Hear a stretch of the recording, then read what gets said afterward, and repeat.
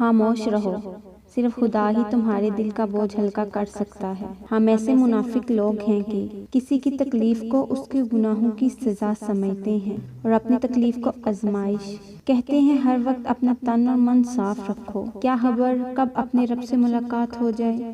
خاموشی سمندر ہے اور گفتگو نہر کی طرح ہے۔ تجھے سمندر تلاش کر رہا ہے تو نہر کی تلاش نہ کر۔ غور و فکر کرو اور خود کو مکمل بنانے کی کوشش کرو تاکہ دوسروں کا کمال تمہیں غمگین نہ کرے۔ اگر تم خدا کو دیکھنا چاہتے ہو تو اس کا ایک طریقہ ہے کہ تم اپنے دل میں جھانک کر دیکھو، کیونکہ تمہارا دل ایک آئینہ ہے۔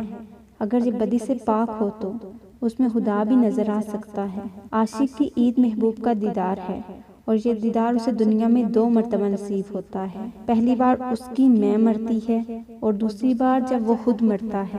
کل میں ایک چست و چالاک اور ناسمجھ نوجوان تھا۔ میرا خیال تھا میں ساری دنیا کو بدل ڈالوں گا، یہ کوئی بڑی بات نہیں۔ آج میں ایک تھکا ہوا سمجھدار برا آدمی ہوں۔ میرا خیال ہے میں خود کو بدل ڈالوں، یہ بھی بہت بڑی بات ہے۔ اپنے دل پر لگے زخموں کو نظر انداز مت کرو بلکہ ان کو محسوس کرو، کیونکہ یہی تو وہ جگہ ہے جہاں سے روشنی تمہارے اندر داخل ہوتی ہے۔